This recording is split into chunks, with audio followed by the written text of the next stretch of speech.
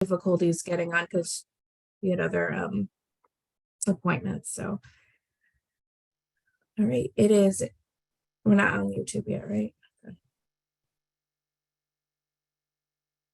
Nope, just give us 1 second as it loads. Okay.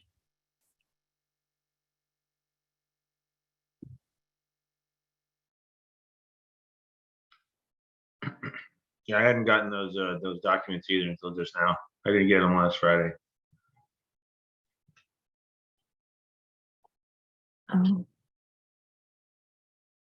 I am running into a little issue because of the new .gov change. So let me just. Daniela, we're still live and it's still recording. We can share it to YouTube after. Perfect. All right. I learned go that. ahead. Yeah. All right. Good morning, everyone. It's 8:06 on March 28th, 2023. I'm going to call the Board of Health meeting to order.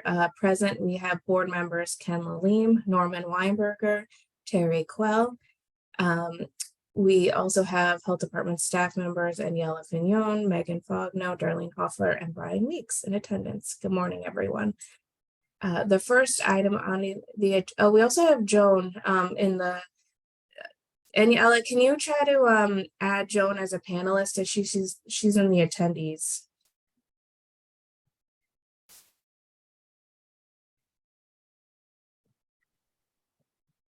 She has been promoted. Right. All right. We are also joined by Joan McNeil, who is a Board of Health member. The first item on the agenda is approval of the February 28th, 2023 meeting minutes. Do I have a motion? So moved. I'll second. And Terry seconds. Any discussion?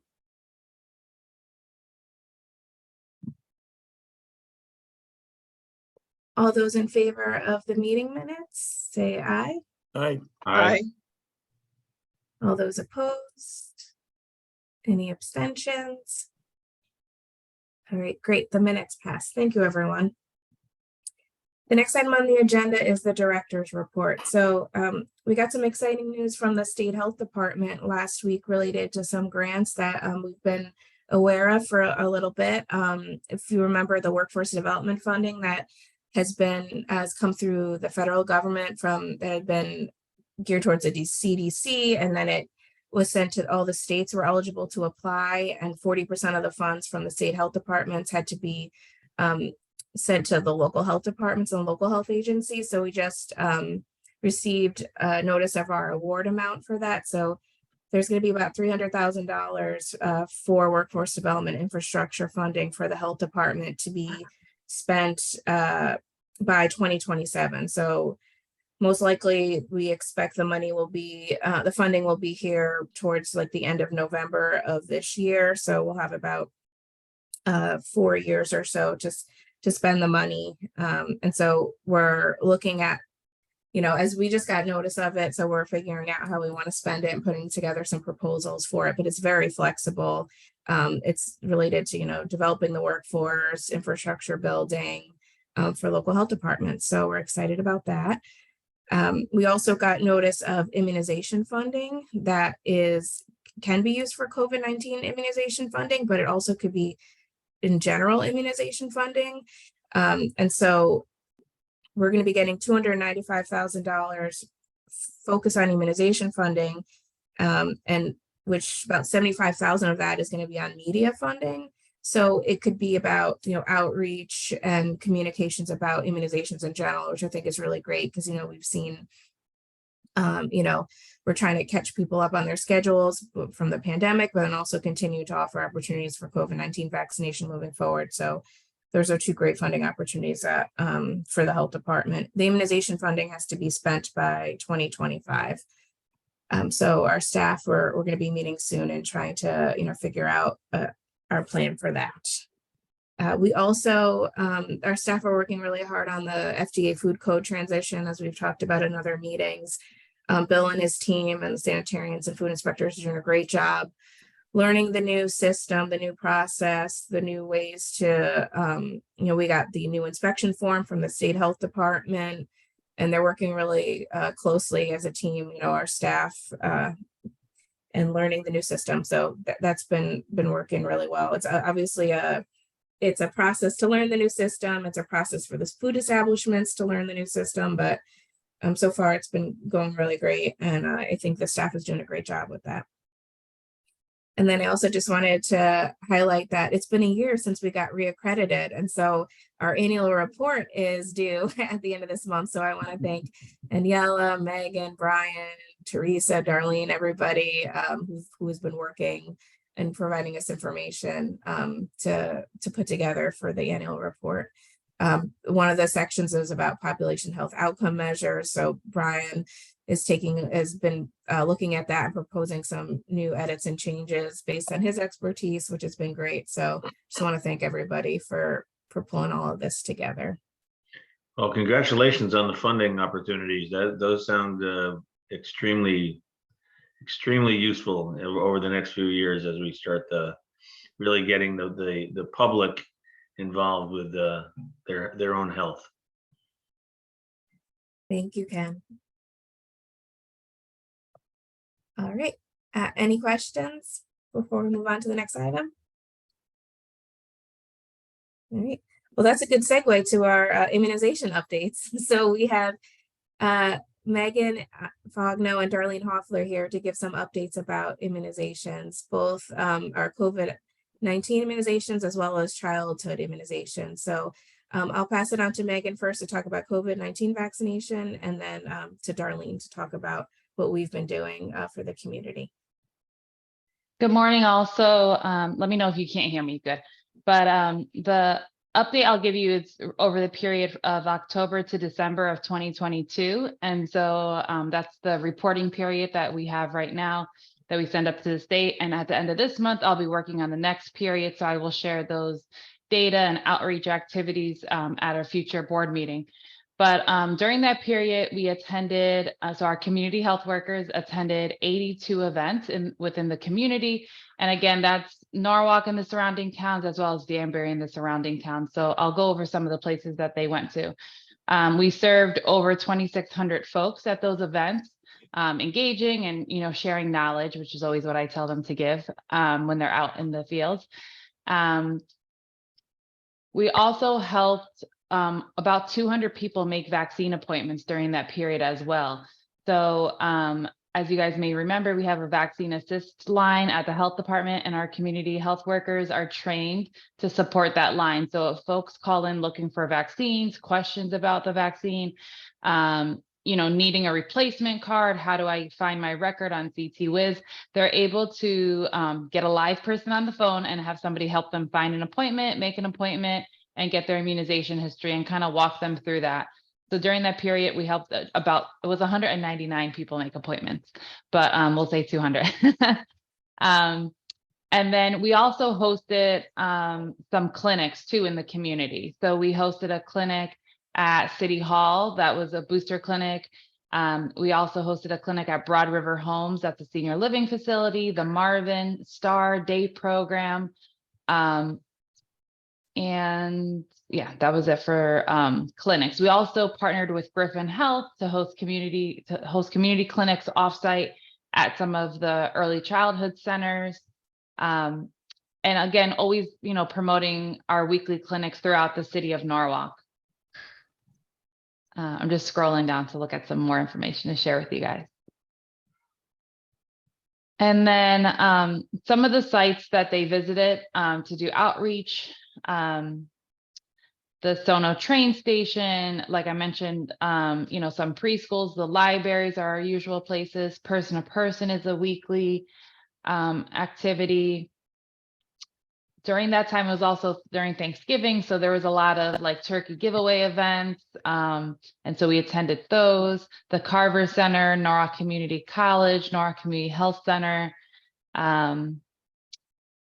all the main libraries, South Norwalk Library and East Norwalk Library. And then as far as Danbury, they also, I'll speak a little bit to that work. They went on to the Westerns campus. They had a flu clinic and they promoted the COVID vaccine there, as well as general canvassing in Danbury. So this grant, if you guys remember it, we're overseeing Danbury as well, just like traditional IAP. And so we were looking at some of our maps that Brian has helped us develop and track, and looking for low vaccination uptake areas. And so the specific areas in Danbury, we really try to target those routes and do some door-to-door knocking. We also partnered with the Danbury Health Department that quarter, and let them know where we were going in their community, so that they knew, if folks called in saying, hey, somebody from Norwalk was here. So they were, a great partnership. They partnered and let us know about the flu clinic that they were having on Western's campus and invited us to that. And that was also, we were finishing up all the farmers markets that we were also attending.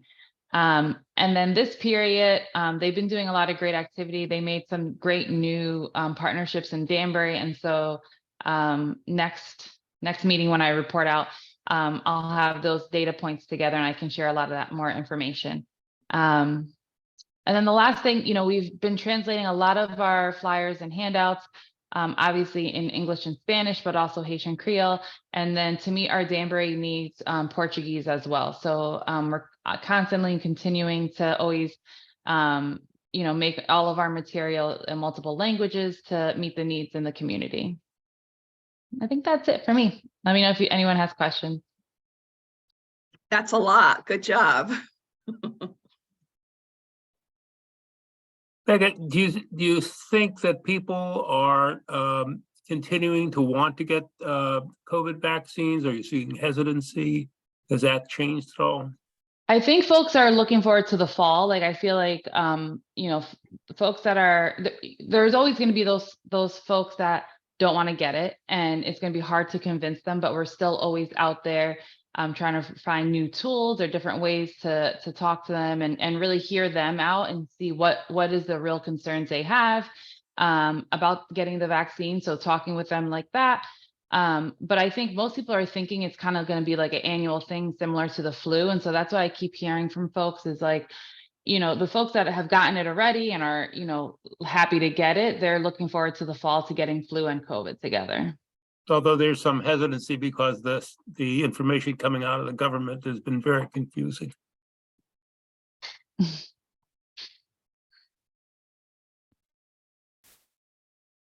Thank you, Megan, for those great updates. So now Darlene's going to talk about some of our efforts to increase opportunities for childhood vaccine in Norwalk. Good morning, everyone. Just to give you an update on where what the activity has been with our childhood immunization program recently, we are responding to a need for increased capacity in the community for vaccination sites. Due to the impact of the pandemic, fewer families during the pandemic had delayed office visits for immunizations. The school requirements were relaxed for immunizations due to the pandemic as well. And also we have new families in the community. There's been an increased number of new students coming into Norwalk Public Schools. So with that, the schools had communicated a need for assistance with that. A lot of their kids are behind on vaccines, and a lot of the kids that are going to the family centers are unable to get appointments for maybe a month or two for vaccines. So they're not able to get into school in a timely manner. So we had been offering our childhood immunization program 2 times a month on Tuesday afternoons. So we decided to do what we could, and we increased the frequency of our sessions, and we now offer them every Tuesday afternoon. And we also opened up Monday morning so that we could accommodate the numbers of students in need of vaccines. We've been working with Norwalk Public Schools as well to identify students who don't have medical homes, and those are our priority. So we're trying to accommodate those students. And normally we have a capacity of maybe 12 kids per month when we had the sessions twice a month. And we now have a capacity of 48. And to date, and this is since the beginning of the year, we've seen a total of 65 kids. And we do everything that we can to accommodate. Even though we have those 2 days set aside, if the family's unable to come in, we oftentimes will try to squeeze them in on other days as well. We've also been working with our vaccination planning team to address support for these programs within the health department. And Fortunately, the Community Health Division has been great about providing their CHWs to help us out with the sessions in support of our front desk staff, because it can be, when you get that increase in that number like that, it really becomes a challenge at the front desk with 1 or 2 people. Even with 2 people at the front desk, it can be challenging to register and assist families. Many of the families have health literacy or even just general literacy issues. And it takes a while for them to complete our paperwork process. So the CHWs have been great about assisting our non-English speaking families with understanding the information and completing the forms. And that actually speeds up the process so they're able to get in and get vaccinated in a more timely manner. And it doesn't drag the session out and create additional stress for everyone. We're also going to be getting assistance from the emergency response team. They're going to be providing us with some of their volunteers to support this effort, because the CHWs are, as you heard, are extremely busy. So they're not able to be present for all the sessions. So they'll be assisting us on Monday mornings, and the emergency response team will be assisting us on the Tuesday afternoons. So we're really happy that we're able to help with this effort. To date, like I said, with MPS, we've assisted with Norwalk High School, Brian McMahon High School, Rhoton Middle School, and we're just awaiting the additional response from the administrators, nurse supervisors to provide us with additional kids who are in need of vaccines. And that's my report. Do you have any questions? Does that fit well with the grant that we see coming down the line? I mean, is that part of workforce development, that these types of programs can be sustained for a longer period of time? I certainly hope so. We definitely could use some additional nursing support, and the CHW staff are invaluable as well. Yeah, I feel like just to piggyback on what Darlene is saying, like this identification, even the immunization funding, like came at like the perfect timing. Like there's a huge need in our community for more childhood immunization capacity. So I think it comes at a great time.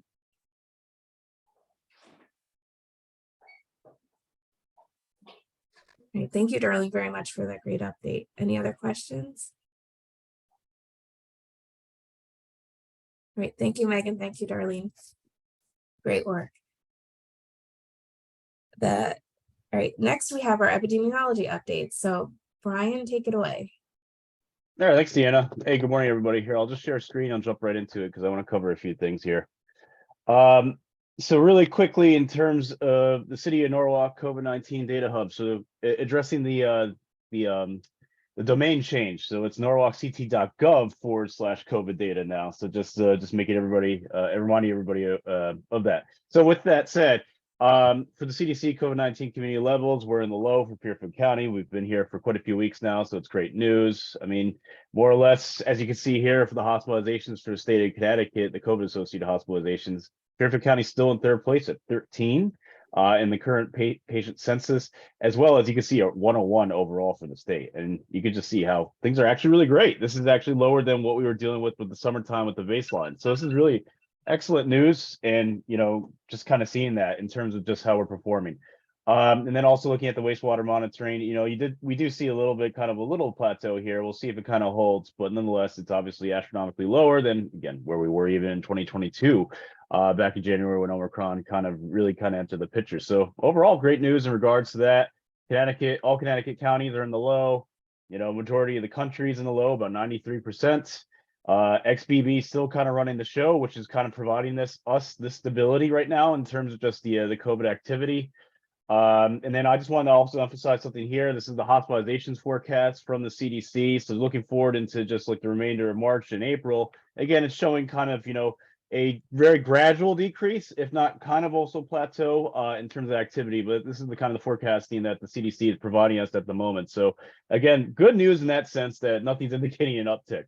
Now with influenza, we still have a couple places that are experiencing moderate or high activity. That includes New York City and District of Columbia, DC, along with also New Jersey. And so just wanted to kind of update in terms of Connecticut, what we're seeing here for just the cases for the current season. You can see how we're obviously very low where we're at right now in the season, but at the same time, a lot of it's actually type B. And so when we look at it for hospitalizations relative to influenza, you can see kind of the item I mentioned at last meeting about the little uptick there. Although, again, the hospitalizations related to influenza is very low. Still, one thing I just want to kind of temper with expectations, we've had about 85 influenza-associated deaths throughout this current season. So it's important to kind of keep that context in mind. RSV is still at baseline levels, so very, very easy to kind of glance over that.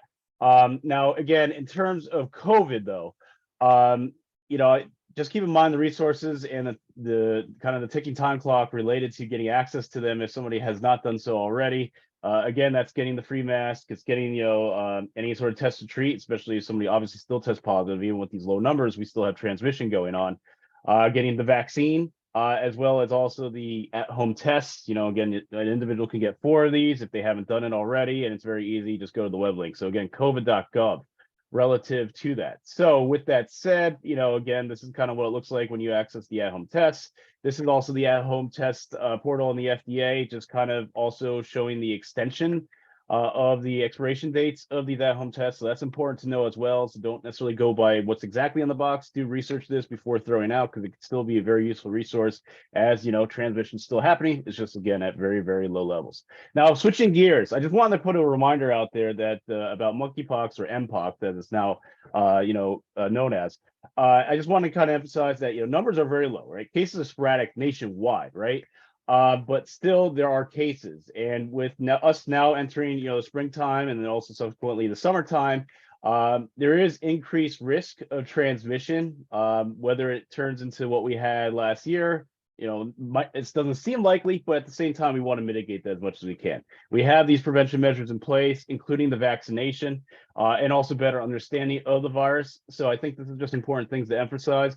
And again, CDC recommends vaccination against, mpox if you obviously had any known or suspected exposure to somebody with mpox, sexual partners the past 2 weeks who's diagnosed with it. Any men who have sex with men technically would be a higher risk. And so these are things, in terms of criteria. I mean, there's other kind of specifications the CDC has provided here. That would be helpful for individuals to follow up with their healthcare provider, and also, use the vaccine locator the CDC has provided, which is really cool, actually. So if you click it right here, it just outlines all the different mpox vaccine, or technically the vaccine providers that could help with, offsetting the risks of, severe outcomes relative to mpox. So I just want to emphasize that. Again, if somebody is suspecting that they have mpox and then, obviously get confirmed, it's important that they let their close contacts, that meet some of those criteria that I mentioned before, ASAP, just so they can also get the vaccine in time, because that also can help mitigate some of their symptoms as well. So they have about a 14-day window for that. But obviously the sooner the better, right? So technically 4 days within the time of exposure is much more actionable. And then just keep in mind what it manifests as. So keep an eye out for the symptoms. It can be 21 days from somebody's last state of exposure that they can, manifest the illness. And so that could be the fever, chills, swollen lymph nodes, exhaustion, muscle aches and back aches, headaches, other kind of respiratory symptoms. But then you'll obviously manifest the more stereotypical rash that develops. And so that's, something that definitely should be looked into and followed up with one's healthcare provider, and, obviously the appropriate medical history provided. So again, these are just kind of basic items. I just want to put it out there. It's, again, very sporadic, but at the same time, we want to mitigate the risk of it turning into what we had last year. So just general awareness, especially for those to get the vaccine, if they meet any of those high risk criteria from the CDC, it's really going to help ensure that we have a very safe and non-monkeypox season here in Norwalk. And so I just want to kind of emphasize that. And then finally, obviously with this better weather, there's a lot of different things that are coming up in terms of vector-borne disease. So mosquitoes typically will be anticipating more in May and June, but with the season starting earlier with the weather, it is the potential, to obviously shift accordingly. So we have to be mindful of that. But still, the bigger thing at the moment is also tick-borne disease. So I just want to emphasize and share this. This is a surveillance from from the Connecticut Ag Station or Agricultural Experimental Station. This is showing it for, 2022 for Fairfield County for the adult female Ixodes scapularis infection rates. So basically the common diseases that or pathogens that were detected relative to these tick specimens that were provided. So this sample site was in Westport, but as we can see here, just breaking it down really simply into the pathogen itself, about half of those ticks were infected with Lyme disease. So there was a risk of somebody, having been bitten by this tick that they could have, contracted the illness. Following that, at 6% for both of them, the risk of getting babesiosis as well as anaplasmosis. And then following that, then there's also something called tick-borne relapsing fever that also is at 3% that somebody could have been at a risk of exposure to. Fortunately, nothing was detected relative to Powassan virus. But likely with, as we kind of talking about climate change earlier, likely that's, unfortunately going to be an increased risk of that eventually entering the picture of the specimens collected here. So anyways, what I'm trying to say here is there's ticks out there, obviously. They survived the season because it was fairly mild. It didn't get cold enough to really kind of help kill some of them off or at least, mitigate their growth potential. But at the same time, a lot of activities are being done by people that are obviously going to run the risk of them getting an exposure. So with that said, naturally reducing the risk of exposure to any person is going to be really important because naturally that's where the infection will occur majority of the time. But that's obviously wearing the appropriate clothing and relative to the activities you might be engaging in. Wearing obviously, any sort of, insect repellent is going to be really important. So something that's containing DEET, obviously it has some sort of proof that it's effective. And so that's really important. The EPA has a search tool that can help you with that. Avoiding contact with ticks in general, obviously, seeking them out, unless obviously you're an entomologist or somebody of that sort. And just other kind of general considerations. And I think the biggest thing too is also pets. I think this tends to get overlooked. Pets are obviously one of the bigger sources, again, because they're lower to the ground. They obviously move around in different places that typically a person may avoid. And so, and obviously there's fur, so that could hide these ticks. And so it's really important to inspect your pet, after doing any sort of hike or going outside. This could even be, sometimes there's risk even relative to somebody's yard if the grass is not cut. It's high enough, or just obviously there's just a risk of exposure there because there's a high density of ticks in general. So it's just really important just to keep these things in mind. I think we really want to kind of avoid, this is a very easily preventable situation in terms of the disease that are transmitted by ticks. It's just obviously being vigilant about it and taking the proper prevention measures relative to it. But again, this is something that we're contending with, obviously, in our part of the Northeast, and with also as the weather continues to get better. These ticks are active, and people are active, and pets too. So the good thing in terms of the news, so the Ag Station also got a bunch of funding from just recently from the federal government to expand their tick surveillance. So that was also really good news to see, as we need to also be really on top of this because this is a growing issue. So with that said, that's kind of just the update. I just want to kind of put these things out there because these are very important considerations as we move forward in this good weather in the springtime. Thanks. Nice, that's good. Thank you, Brian, for the great update. Does anybody have any questions? It was a great report, thank you. Thanks.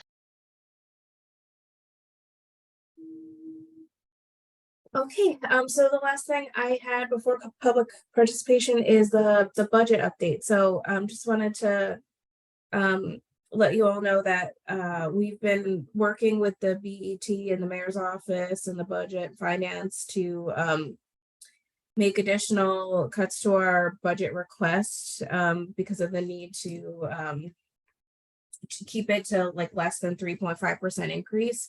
So you might remember I had mentioned how all of our requests had been in the mayor and the finance chief's recommended budget. But the BET worked really closely with all the different departments and really looking very closely at, line items and figuring out where additional cuts could be made because there's been some recent increases in the gas prices. So those have gone really high. There's been other, increases with supplies. And so it's been a particularly challenging budget year, as I'm sure you all know. So what we did for us, it was challenging because, we're limiting it to a 3.5% increase, but just with our scheduled salary increases and, the cost of living, all the union increases, just with those increases alone put us at a 3.5 increase. And that doesn't account for the increases in the gas prices, for the building and other things. So we had to go in and look line by line to see, all right, can we make a cut here? Where can we make it? And then we also talked to the BET about if there's a need to make a request in contingency. One of the most challenging line items that we have is the relocation budget. We can't predict what's going to happen, what assistance people are going to need, what building is going to be deemed uninhabitable due to code enforcement activity. So we did talk about that with the BET, and we made a cut there in the request with the understanding that we'd need to go to them if there is the need and to request money from contingency. So as the gas prices were going up, we made decreases, in other line items, but we kept all of the staff line items whole, all the people are there, all of that. It was a lot of like the supply line items, some of those other things, trying to figure out where we can make some reductions. But overall, we got to a 3.41% increase. So we're able to make additional cuts in some of those other line items with maintaining the staffing as is. It's good that this is happening at the same time that we're getting additional money from the state. So that'll help us as well. So I just wanted to give you guys all that update. Hopefully the city does not see the grants and awards that you're receiving that are going to be supplementing budgets. Yeah. Because those dollars don't stick around forever. Yeah, exactly. Yep. I'm thinking more of like supplies and, training money and things like that, where we can, make do a little bit more for this upcoming year. But absolutely, though, yeah, they're temporary. They don't last forever. So it's important to have that core infrastructure and funding in place year over year. As Brian's presentation demonstrates, there's a lot of other health issues out there that we have to be concerned with and be able to respond to.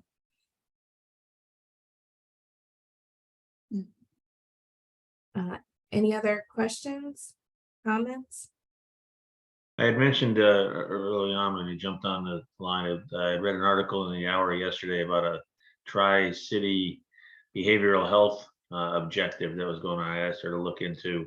It was a Westport, Weston, Wilton conglomerate that has set up a new entity to address behavioral health issues in the 12-year-old plus category. So I asked her to take a look into that Norwalk was not part of that process, and look into the opportunities that we might have. Thank you, Ken, for bringing that up. I'll definitely look into it.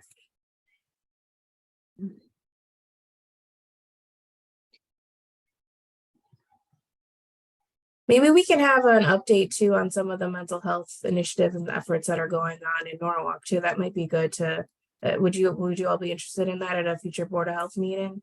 Absolutely. Yeah. Sure. An important aspect of care. Sorry, Ken, what was that?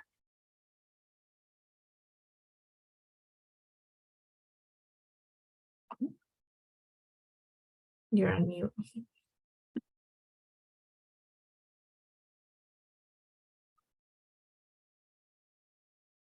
Dr. Romberg, were you nodding your head before too? Yeah, I think that obviously this is very important. I do know that the hospital is working hard to put some outpatient facilities in the community.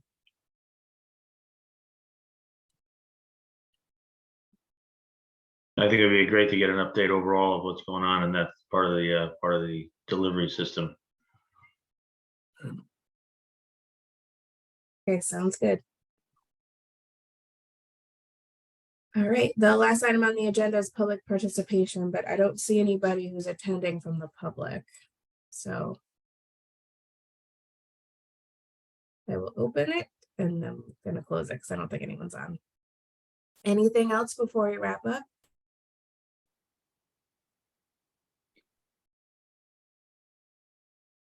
All right, thank you, everyone. Hope you have a great day. Thank you. Bye, thank you. Thanks, everyone. Bye, Bye, everyone. Have a Thank good you day. all.